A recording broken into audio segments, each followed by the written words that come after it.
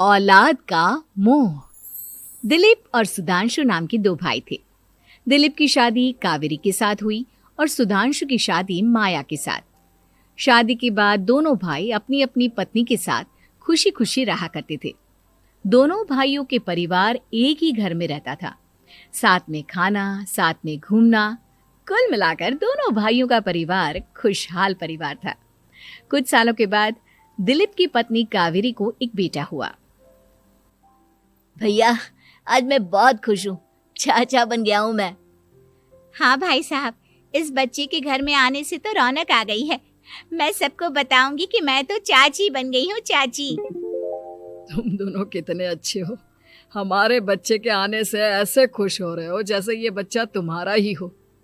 बस भैया, अब आपका बेटा इस दुनिया में आ गया ना, हम भी कोशिश करेंगे कि हमारा भी बच्चा जल्दी से इस दुनिया में आ जाए। और फिर आपका और हमारा बच्चा दोनों मिलकर दिन भर घर के आंगन में खेला करेंगे। कितना मजा आएगा ना। सच कहती हूँ माया, मैं भी उसी दिन का इंतजार कर रही हूँ जब तुम्हारी भी गोद भर जाएगी और मेरे बेटे को एक छोटा भाई या बहन मिल जाएगी। 1 साल बीत जाता है। दिलीप और कावेरी का बेटा अब 1 साल का हो चुका था, लेकिन सुधांशु और माया की कोई औलाद नहीं होती। माया, लगता है कि हमारी जिंदगी में बच्चे का सुख ही नहीं है। ऐसा क्यों कहते हैं? दिलीप भाई साहब का बेटा भी तो हमारा ही बेटा है ना। तुम्हारी बात बिल्कुल ठीक है माया, लेकिन फिर भी हमारा खुद का एक बच्चा होता तो कितना अच्छा होता। हाँ, कावेरी भाभी भी हमेशा कहती हैं उन्हें अपने बेटे के लिए एक छोटा भाई या बहन चाहिए। लेकिन देखिए ना, हमारी तो किस्मत ही कितनी खराब है। हमारे तो सारे ट्रीटमेंट भी फेल हो चुके हैं। डॉक्टर ने भी साफ साफ कह दिया है कि तुम कभी माँ नहीं बन सकती। वही तो सुधांशु, बहुत बुरी किस्मत है हमारी। लेकिन माया, हम अपनी किस्मत को इतना क्यों कोस रहे हैं? हम दिलीप भाई साहब के बेटे को अपने बेटे की तरह ही प्यार कर सकते हैं ना। हाँ जी, बिल्कुल सच कहा। मैं भी वैसा कर सकती हूँ। चाची हूँ, उसे छोटी माँ का प्यार नहीं दूंगी क्या? कुछ दिनों के बाद दिलीप का एक दोस्त दिलीप से मिलने के लिए आता है। अरे क्या बात है दिलीप, बधाई हो बधाई। और घर तो काफी बड़ा है तुम्हारा। वैसे तुमने अपने बेटे के बारे में क्या सोचा है? भैया, और क्या सोचेंगे, बस उसे पढ़ा लिखा कर अफसर बनाएंगे, उसकी पढ़ाई पर खर्च करेंगे। अरे भाभी, आपकी तो इतनी सारी प्रॉपर्टी है, आपको किस बात की चिंता? ले देकर एक बेटा ही तो है। अरे नहीं दोस्त, तुम गलत समझ रहे हो। इस घर में मैं और मेरा छोटा भाई दोनों रहते हैं। इस घर का आधा हिस्सा मेरे छोटे भाई का है। अच्छा, कितने बच्चे हैं तुम्हारे छोटे भाई के? भैया, उनके साथ ना कुछ प्रॉब्लम है। मेरी देवरानी कभी माँ नहीं बन सकती। अरे फिर किस बात की चिंता? अरे मैं तो कहता हूँ अपने बेटे के भविष्य के बारे में सोचिए ही मत। बस ये घर उसके नाम करवा दीजिए। देखिए, आपके भाई का भी कोई बच्चा नहीं है तो सब कुछ आपके बेटे को ही मिलना चाहिए। लेकिन ऐसा करना क्या सही होगा? अगर उनका बच्चा नहीं है तो क्या हुआ? ये घर आधा उनका है, उनकी जो मर्जी है वो करे। अरे कैसी बात करते हो? उनकी कोई औलाद नहीं है, वो क्या करेंगे प्रॉपर्टी अपने नाम रखकर? हाँ, वैसे भाई साहब, आपकी बात तो बिल्कुल सही है। अब जो कुछ भी है वो हमारे बेटे का ही तो है। आखिर वही तो इस घर के वंश को आगे बढ़ाएगा। मैं कल ही देवर जी से बात करती हूँ। अगले दिन सुधांशु और माया, इधर आओ। तुम दोनों से एक बहुत जरूरी बात करनी है मुझे। बताइए ना भाभी, क्या बात है? आपको कहीं जाना है तो आप अपने बेटे को मेरे पास छोड़कर जाइए। मैं ही पूरा दिन रख लूंगी उसे। अरे नहीं माया, वो तो मुझे पता है। मैं किसी और चीज के बारे में बात करना चाहती हूँ। बताइए ना भाभी, क्या बात है? देखिए देवर जी, आपका कोई बच्चा है नहीं, लेकिन मैं जानती हूँ कि आप हमारे बेटे को अपने बेटे की तरह ही प्यार करते हैं। भाभी, बेटी की तरह नहीं, वो हमारा ही बेटा है। मेरे लिए तो वो मेरा ही बच्चा है। वही तो फिर क्यों ना ये सारी प्रॉपर्टी हम मेरे बेटे के नाम करवा दे, क्योंकि तुम्हारा हो या मेरा, हम सबका एक ही तो है बेटा।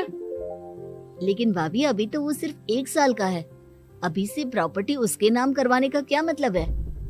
देखिए देवर जी, जो काम जितना जल्दी हो जाए ना, उतना अच्छा। आने वाले वक्त का क्या भरोसा। भाभी भरोसा क्यों नहीं, हम तो हमेशा आपके बेटे को माँ बाप की तरह ही प्यार करेंगे। हाँ, लेकिन फिर भी मैं चाहती हूँ कि ये सारी प्रॉपर्टी मेरे बेटे के नाम हो जाए। अब मुझे नहीं लगता तुम दोनों को इसमें कोई भी परेशानी होगी, है ना?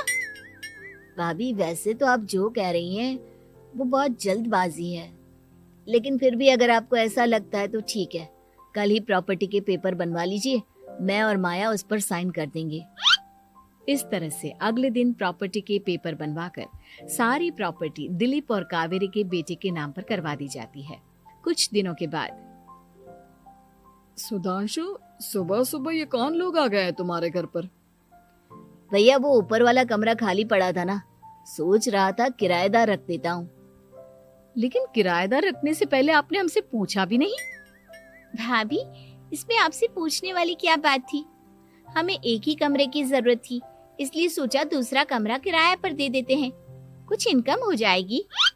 अरे माया, ये सारी प्रॉपर्टी अब मेरे बेटे के नाम पर है और यहाँ पर जो कुछ भी होगा उसके लिए तुम्हें मेरी या दिलीप की परमिशन तो लेनी पड़ेगी ना। हाँ सुधांशु, तुम्हारी भाभी ठीक ही तो कह रही है। अब देखो, तुमने खुद अपने हाथों से ये प्रॉपर्टी हमारे बेटे के नाम की है, वह अभी बहुत छोटा है, तो इस घर से रिलेटेड सारे फैसले तुम्हें हमसे पूछ कर लेने चाहिए। भाभी हमें तो लगा था कि आप हम लोगों से बहुत प्यार करती हैं, लेकिन आप तो हमारे साथ भेदभाव करने लगी। अरे, इसमें भेदभाव करने वाली क्या बात है? और मैंने कौन सा तुमसे कुछ गलत मांग लिया? अरे ले देकर मेरा बेटा इकलौता इस पूरे वंश का वारिस है, सब कुछ उसके नाम है। तुम्हें इस बात से जलन क्यों हो रही है? भाभी माया को जलन नहीं हो रही, वो तो बस ऐसे ही कह रही थी। सब जानती हूँ मैं, इसकी खुद की तो कोई औलाद पैदा नहीं हुई, बस इसीलिए जब देखो तब मेरे बेटे पर बुरी नजर डालती रहती है। देखो माया, कावेरी तुमसे बड़ी है, वो जैसा कहती है वैसा करो। और वैसे भी इस घर पर अब तुम लोगों का कोई अधिकार नहीं है, वो तो हम लोगों की भलाई समझो जो तुम्हें अभी तक यहाँ रहने दिया है। भैया आप इतने कैसे बदल गए? इस प्रॉपर्टी ने आपके दिल से हमारे लिए प्यार पूरी तरह खत्म कर दिया है क्या? इसी तरह वक्त बीतता जाता है और देखते देखते दिलीप और कावेरी का बेटा प्रणव 25 साल का हो जाता है और उसकी नौकरी लग जाती है। पापा आज मेरा अपॉइंटमेंट लेटर आ गया है, मैंने सिंगापुर में जॉब ज्वाइन कर ली है। लेकिन प्रणव, विदेश में नौकरी करने जाने से पहले तुम्हें कम से कम अपने मम्मी पापा से एक बार पूछना चाहिए था ना। इसमें पूछने वाली क्या बात है माँ, मैं सिंगापुर जाकर जॉब करना चाहता हूँ तो करना चाहता हूँ। देखो प्रणव, हमने तुम्हारे लिए इतनी सारी प्रॉपर्टी यहाँ पर रखी हुई है, उन सब का क्या होगा? यहाँ रहो, बिजनेस करो। सॉरी पापा, मैं यहाँ रहकर कोई बिजनेस नहीं करने वाला, और ये जितनी भी प्रॉपर्टी आपने मेरे लिए संभाल कर रखी है ना, ऐसे ही किसी को दान में दे दीजिए, क्योंकि मैं सिंगापुर से वापस इंडिया आकर कभी नहीं रहने वाला। दिमाग खराब हो गया है तेरा, जानता नहीं तेरी वजह से हमने तेरे चाचा चाची से लड़ाई करके पूरा घर तेरे नाम करवा दिया था। हाँ तो ऐसा करने से पहले आपको सोचना चाहिए था ना। और मम्मा, मैं तो वैसे भी उस वक्त 1 साल का था, मेरा इस मैटर से कोई लेना देना नहीं है। कैसी बात कर रहा है ये लड़का? अरे तेरी वजह से अपने छोटे भाई से दुश्मनी लेकर बैठा हूं मैंने तो उसे घर से भी निकाल दिया। जानता नहीं तू, बाजू वाले घर में एक छोटा सा कमरा किराए पर लेकर रहते हैं तेरे चाचा चाची, और ये सब मैंने तेरे लिए किया। देखिए पापा, आपने जो कुछ भी किया अपने लिए किया। मैंने आपसे कब कहा था कि मुझे ये प्रॉपर्टी और घर चाहिए? और वैसे भी अपने भाई के साथ इस तरह का बिहेव करके आपने कोई अच्छा काम तो किया नहीं। तू सही कह रहा है बेटा, हमने तेरे चक्कर में अपने छोटे भाई जैसे देवर और बहन जैसी देवरानी को इस घर से निकाल दिया। बहुत बड़ी गलती हो गई मुझसे। ठीक है मॉम, तो अब आप अपनी गलती सुधारो, लेकिन मुझे तो फॉरेन जाना है, मैं वहीं जाऊंगा। अब आगे क्या करना है ये आपका डिसीजन है। और प्रणव सिंगापुर जॉब करने के लिए चला जाता है। कुछ दिनों के बाद जब दिलीप और कावेरी को अपनी गलती का एहसास होता है तो वो सुधांशु के घर पहुंचती है। सुधांशु, माया, हमें माफ कर दो, हमसे बहुत बड़ी गलती हो गई। क्या हुआ भाभी? आज इतने सालों के बाद अब हम गरीब लोगों के घर क्या करने आई हैं? भाभी, हमने तो खुशी खुशी अपने भतीजे को सब कुछ दे दिया, अब हमारे पास कुछ भी नहीं बचा है। भाई मुझसे बहुत बड़ी गलती हो गई, जो तेरे जैसे भाई को मैंने प्रॉपर्टी के चक्कर में घर से निकाला, और जिसके लिए मैंने ये सब कुछ किया वो खुद ही विदेश चला गया। भैया भाभी, जिस बेटे के लिए आपने हम लोगों को इतनी तकलीफ दी, आपस के प्यार को बिगाड़ा, जब वही आपसे दूर चला गया तो आपको इस बात का एहसास हुआ। लेकिन माफ कीजिए, अब हम आपके साथ रहने के लिए उस घर में नहीं आ सकते। नहीं नहीं माया, ऐसा मत कहो, मुझसे बहुत बड़ी गलती हो गई, प्लीज वापस चलो, मैं वो घर फिर से तुम्हारे नाम कर देती हूँ। भाभी, मैं उस घर का क्या करूंगी? किसके लिए? मेरा कोई बच्चा नहीं, मैं तो बस जिंदगी भर आप लोगों के साथ प्यार से रहना चाहती थी, प्रणव को अपने बेटे की तरह प्यार करना चाहती थी, लेकिन आपने मुझसे वो अधिकार छीन लिया। भाभी और भैया, एक सवाल पूछना चाहता हूँ आप लोगों से। जो बच्चा कुछ ही दिन पहले दुनिया में आया हो, जिस बच्चे के भविष्य का आपको पता ही ना हो, उसके लिए अपने पुराने रिश्तों को तोड़ देना, अपने सगे रिश्तेदारों से दुश्मनी मोल लेना, उनके साथ झगड़ा करना, उनकी बेइज्जती करना, क्या ये सही है? कम से कम हमें सही वक्त का इंतजार तो करना चाहिए ना। सिर्फ प्रॉपर्टी के लिए अपने सगे भाई को घर से निकाल दिया, वो भी अपने 1 साल के बेटे के लिए। क्या ये वाकई में सही था? जवाब दीजिए मेरी बात का। देखो यार, जो टाइम बीत गया उसे भूल जाओ, वो वापस नहीं आने वाला। लेकिन जो आने वाला टाइम है उसे कैसे बर्बाद करना है, इसके बारे में सोचो। सबसे अलग, सबसे असली, डिफरेंट कैलिबर। विशाल ऊंचा उड़ने के लिए पैदा हुआ हूं मैं, पूरा आसमान अपनी मुट्ठी में करना है मुझे। अभी तो सिर्फ शुरुआत हुई है यार, आगे देख कहां कहां जाता हूं मैं। यार गौरव, कभी कभी बहुत चिंता होती है यार मुझे।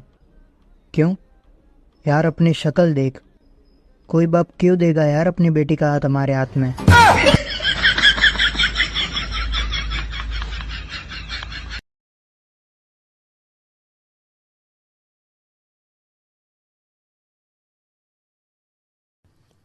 नौकरानी एक घर के लिए कितनी जरूरी होती है, आइए देखते हैं।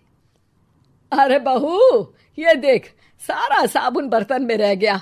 ये नौकरानी कोई काम नहीं करती, गंदा काम करके चली जाती है और ढेर सारा पैसा ले जाती है। अरे मम्मी जी, उसने तो साफ किया ही था, मेरे ही हाथ से इस ग्लास में सर्फ गिर गया था। अरे बस कर झूठी, उसे बचाने के लिए सारी जुगत लगा ले, लेकिन मैं तो इसे निकाल कर ही रहूंगी। हमारे जमाने में ना कोई नौकरानी थी और ना ही ये चिकने बर्तन। चूल्हे के जले बर्तनों को राख रगड़ कर साफ किया करती थी मैं। अरे माँ जी, मैं कहाँ बचा रही हूँ उसे, और वैसे भी आजकल नौकरानी जरूरत नहीं, स्टेटस सिंबल बन गया है। अब आप बताओ, मैं मुन्ना को नीचे घुमाने ले जाऊं तो लोगों से क्या बोलूं? झाड़ू पोछा खुद लगा रही हूँ, लोग सीधा यही पूछते हैं कि कौन सी नौकरानी काम कर रही है तेरे घर पर। अरे बस कर, ये भी कोई बात होती है? मम्मी जी, आप नहीं समझेंगी। शाम को नौकरानी घर आकर काम कर ही रही होती है कि सास को कहती है, माँ जी, एक बात बोलूं, बुरा न मानना। अरे वैसे तो मुझे तेरी शक्ल ही पसंद नहीं है, बात क्या खाक पसंद आएगी। अरे माँ जी, सुन तो लीजिए क्या कह रही है। तो मैंने कौन सा उसका मुंह पकड़ लिया है? अरे माँ जी, वो लाल साड़ी पहनती हो ना, ना पहना करो। सास का गुस्सा अब तो 7वें आसमान पर होता है। अरे वाह जी वाह, क्यों ना पहना करूं? और तू होती कौन है ये बताने वाली कि मैं क्या पहनूं क्या ना पहनूं? अरे माँ जी, पूरी बात तो सुन लो, वो बोलना क्या चाह रही है। अरे बुरा न मानो आंटी जी। अरे कौन है आंटी? अपनी उम्र देखी है तूने? 2-4 साल ही छोटी होगी मुझसे और मुझे आंटी बोल रही है। बहू सर पर हाथ रख लेती है। अरे अच्छी खासी उम्र दराज हो और आंटी ना बोलूं? मैं तुम्हारी बहू से भी 4 साल छोटी हूं। क्यों दीदी? बोलती भी क्या, एक तरफ सास यानी पति की माँ, तो दूसरी तरफ नौकरानी जिसके बिना घर का काम नहीं चल सकता। वो दरअसल माँ जी की शादी भी बहुत जल्दी हो गई थी ना। अच्छा ये झगड़ा छोड़ो, ये बताओ तुम माँ जी को लाल साड़ी पहनने से क्यों मना कर रही हो? वो ना, इनकी उम्र की सारी औरतें सोसाइटी में इनके लिए बात करती हैं कि तुम्हारी सास बुढ़ी घोड़ी लाल लगाम है। बहू को ये सुनकर गुस्सा आ जाता है। अरे वाह वाह, कौन बोलता है जी? खुद क्या है यहाँ की औरतें, बाल सफेद लेकिन टाइट जींस और कोई कुछ भी पहने।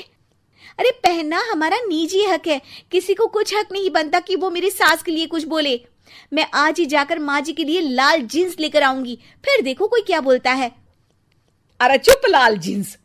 अरे सुन नौकरानी की बच्ची, जाकर बोल दे उन लोगों से कि उन लोगों की तरह मैं उड़ती नहीं फिरती हूँ घर बार छोड़कर। अपने बच्चों और नाती पोतों में मन लगाती हूँ, ना कि सारा दिन ताश के पत्तों में आंख गड़ाकर 3 पत्ती खेलूं। नौकरानी वहां से चली जाती है।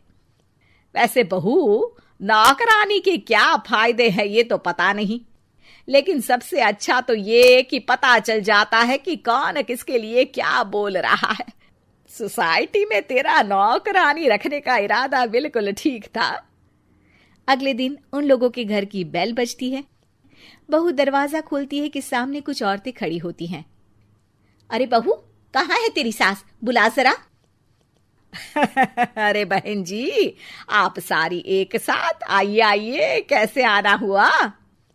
अरे 3 पत्ते खेलने आई हैं, क्यों खेलोगी? क्यों नहीं, वैसे भी बड़े दिन हो गए, एंटरटेनमेंट हुआ नहीं। बहू जा जाकर पकोड़े तो बना ला। अरे बस करिए, आगे कुछ पीछे कुछ। वैसे तो कहती हैं कि परिवार पर ध्यान देती हैं, हमारी तरह 3 पत्तियां नहीं खेलती। हमने कौन सा परिवार छोड़ दिया? सास सक पका जाती है। अब ये किसने कहा? मैं तो कहती हूँ कि मैं भी थोड़ा बाहर निकलूं। आपने ही तो कमला नौकरानी से ये सारी बात की थी। सास और बहू को अब सारी कहानी समझ आ जाती है कि सोसाइटी की औरतें क्यों भड़क रही हैं। माफ करिए आंटी, मैं छोटी हूँ, लेकिन फिर भी पहले तो आप लोगों ने माँ की लाल साड़ी का मजाक उड़ाया था ना। हाँ उड़ाया था, लेकिन उससे पहले तो तुम लोगों ने हमारी जीन्स के बारे में बात की थी। अरे क्यों ना पहने हम जीन्स, तुम्हारे पैसों की थोड़ी ना है। सास और बहू सर पकड़कर बैठ जाती है। देखा बहू, ये खेल कर गई तेरी नौकरानी, यहाँ की बात वहां तो वहां की बात यहाँ। दोनों किसी तरह औरतों को समझा बुझाकर घर भेजती है और कसम खाती है कि नौकरानी को नौकरानी ही रहने देंगी।